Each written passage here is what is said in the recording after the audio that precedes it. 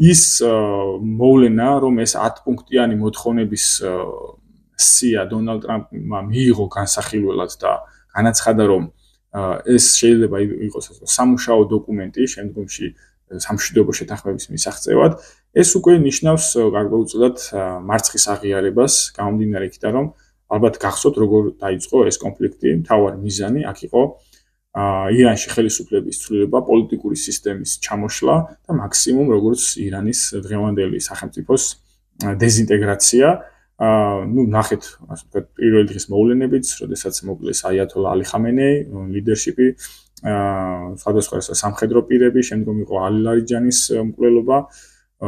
უმაღლესი უსაფრთხოების საბჭოს ხელმძღვანელიც, რომელიც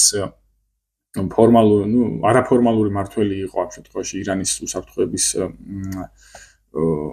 სექტორის, ეს ასე ვთქვათ, ეს მოვლენები მიანიშნებდა ამ ომის მიზნებს და ჩვენ ასე ვთქვათ, მოვედით იქამდე, რომ არათუ არც პოლიტიკური სისტემა ჩამოიშალა, არც ხელისუფლება შეიცვალა, არც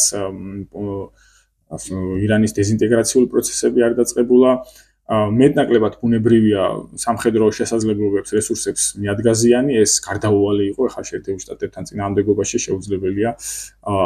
გარკვეული ზარალი არ მიიღოს სამხედრო შეიარაღებამ, თუმცა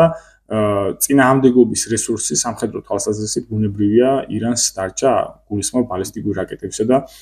დრონების მოცულობებს